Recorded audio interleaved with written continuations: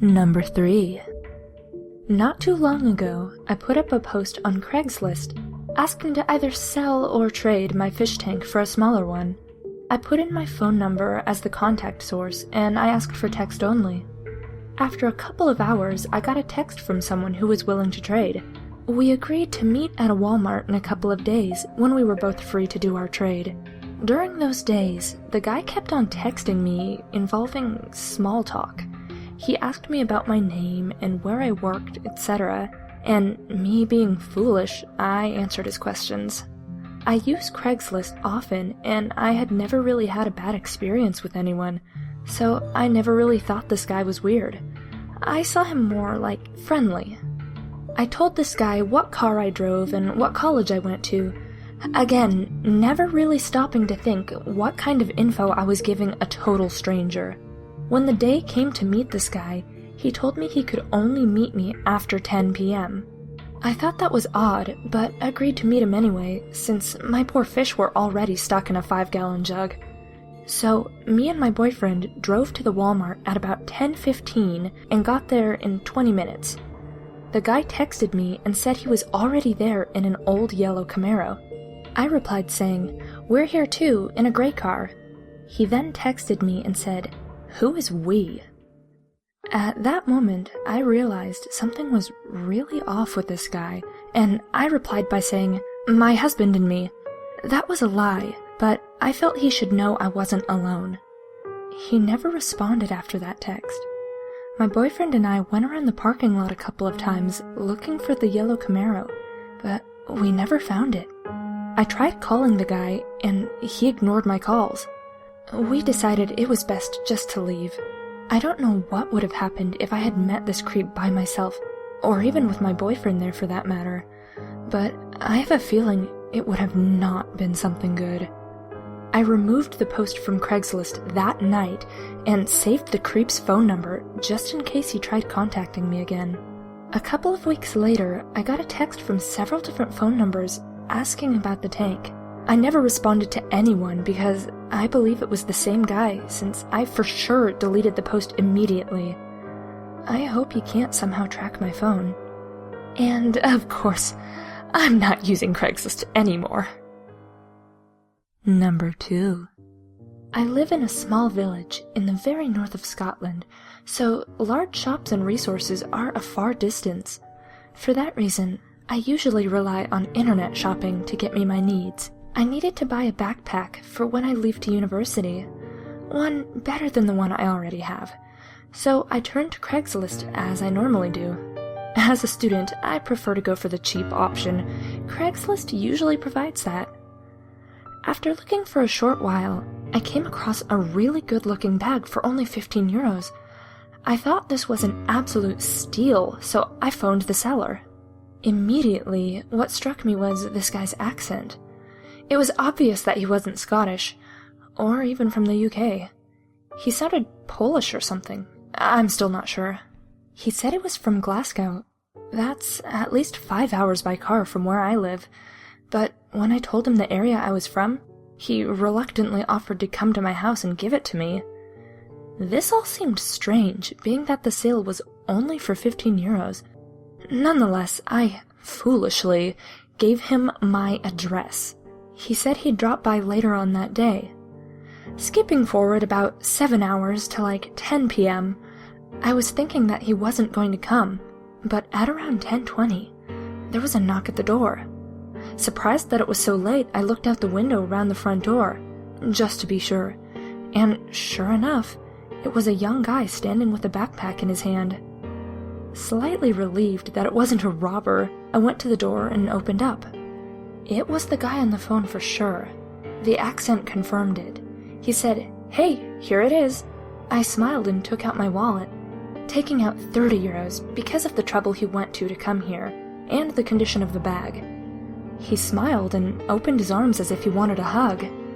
I just assumed it was a cultural thing, so I hugged him and he left.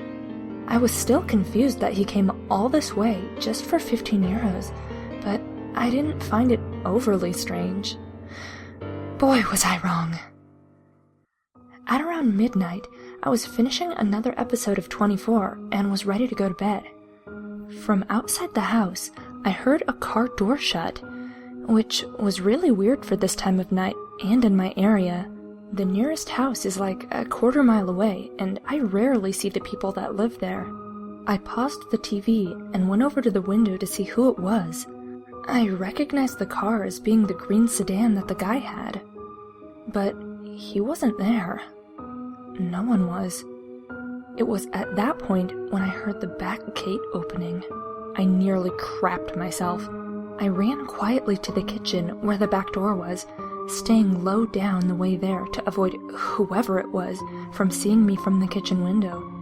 I don't usually lock both doors until I go to bed, so both were still unlocked. I grabbed the keys from the counter and quickly locked the door. As I did, I got a fright at the security light turning on in the back garden. It's a motion sensor that turns on. I looked up to see that it was him again. He had a creepy smile on his face. No teeth showing, just a smile. I stood up and shouted, "Whoa, dude, what the hell are you doing back there?" He said nothing, and just smiled, looking directly at me. I found myself just staring at him until the situation actually kicked in, and I took the keys from my back door, then bolted to the front door to lock it. About halfway to the front door, I hear a window smash in the kitchen. My stomach ached at the fact that he's probably making his way into my house. I made a turn to go up the stairs towards the bathroom so I could lock myself in there. When in the bathroom, I heard him stumbling and broken glass falling to the floor. He was in my house. I pulled my phone out of my pocket and quickly dialed 911 and told them of the situation as fast as I could, and they told me they'd get an officer out to me as fast as possible. The police station was just up from my village, so I knew someone would get here generally quick. The operator asked me to stay on the phone until someone arrived. I was focused on the guy's footsteps, which would slow down and speed up every so often. He eventually walked up the stairs and tried to open the bathroom door. When he realized it was locked, he said, "Ah, I know you're in there, Cameron." Hearing him say my name made my stomach churn. I screamed, "The police are coming! Just back off, man!" After saying that, he started to kick the door. I backed up against it with more strength than I knew I had. Then, in the distance, I heard the sirens and saw the blue lights reflecting from the bathroom windows. He continued to kick, but then I heard car doors outside open and fast footsteps. I heard the front door open and then police officer with a taser drop the knife. Again, I felt sick knowing he had a knife. It sounded as if he started running back downstairs, and then I heard, "Taser, taser, taser," and the guy screaming, then a thump. After he came through, they officially arrested him for attempted murder and trespassing. I have pressed charges, but the fact is, he won't get any more than 7 months in jail. After that, he'll be free to come right back. I'm now trying to sell my house and get out of here as fast as possible. Number 1. A few weeks ago, I had to fly out to a small town I'd never been to in order to look for a place to live. I'm moving there in the fall to start grad school. My boyfriend flew with me, and before the trip, I researched all sorts of apartments on Craigslist and set up a bunch of appointments. Our first appointment was in the afternoon in this sort of remote residential area. The landlord sounded fine over email and asked me to call him an hour before the appointment to confirm that I was coming. I called, he didn't answer, so my boyfriend and I started walking to the house and just hoped that he would show up. Maybe 10 minutes before the appointment, he called me. "Are you coming?" he asked. He sounded like an older man and had this very strange, slow way of talking. But I just thought that he was older. "Yes, we're in front of the house now." He got extremely upset. "We? "Oh yes, my boyfriend's with me." "You never told me you had a boyfriend. You never said that." It had never crossed my mind to have to tell him this information, since my boyfriend would not be coming to live with me. He was just helping me look for apartments on the trip. I told the man so, and after a very long pause, he said, "I'm sorry. It's just... sometimes people don't tell me they're married, and it surprises me. I'll see you soon." Then he hung up. I told my boyfriend about what the man had said, and he was immediately weirded out. He wanted to leave, but there were slim pickings in terms of real estate at this point, so I, stupidly, said that we had to stay, in case this place was the place. As we're discussing it, we see a man leave the house we're going to view. This man was young and extremely sketchy looking, greasy hair, furtive eyes. He took one look at us and ran out of the house to his car and pulled away from the curb with a screech. Okay, so now we're really weirded out. But this isn't enough for us to just bail yet, and as we look at each other, wondering what to do, the landlord arrives. He's in his 50s, very tall and very strong looking. His eyes are completely blank and empty of warmth and emotion. He slowly walks up to us and says, "I'd shake your hands, but mine are dirty." "From what?" my boyfriend asks. "Work," is the flat reply. He asks us a lot of questions about me, completely ignoring my boyfriend. The entire time he stares into my eyes without blinking. What am I going to school for? What other places am I considering for living? Is my boyfriend moving to this town too? I try to give answers that are as vague as possible. Meanwhile, my boyfriend asks the landlord questions of the same kind, which he refused to answer. Then he says, apropos of nothing, "Let me show you the basement." At this point, I should have noped out of there, but I didn't. I kept thinking this was an eccentric old man from a small town. We're city folk, and that we were just feeling paranoid. My boyfriend, on the other hand, wanted out of there, but he followed us as the man led us to the back of the house, away from the street, to this sort of detached shed. He opened the door, and we saw that there were stairs leading down into utter darkness. He flipped the switch at the top of the stairs, and the light didn't come on.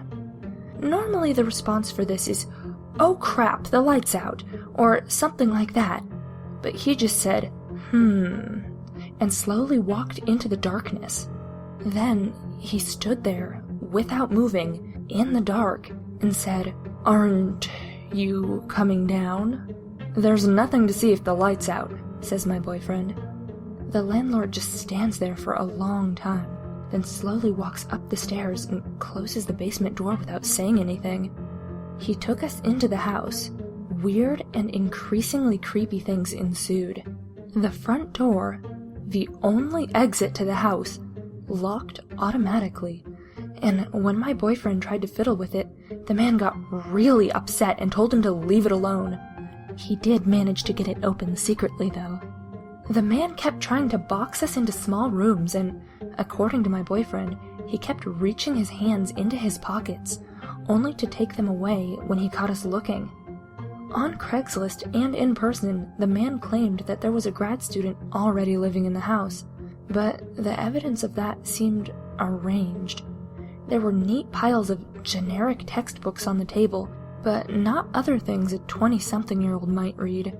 There was a bowl of fruit on the table, but no other food in the fridge or pantry, or utensils. There were maybe 3 t-shirts in the closet. This supposed grad student wasn't out of town, but the landlord couldn't say what school he went to or how long he'd been renting the house. Finally, the man had showed us every single room in the house but one.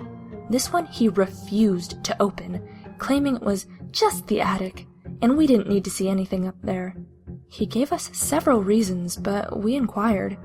It was unfinished, there was furniture up there, it would smell bad. The last one I believed, because standing near the door, it smelled terrible. Finally, we made our excuses and bolted out of there. The man walked us out, pretended to go to his car to leave, and when he thought we had turned the corner, slowly sauntered back into the house. My boyfriend, fixated on the idea that there was something wrong with this guy, Googled the man that night. We found out 3 things. That he was a pillar of the community, known by a lot of the townspeople, that there was no evidence of him owning or managing a real estate company, as he claimed on Craigslist, and that he had listed his home address as the very house we had been touring, the house where the grad student lived.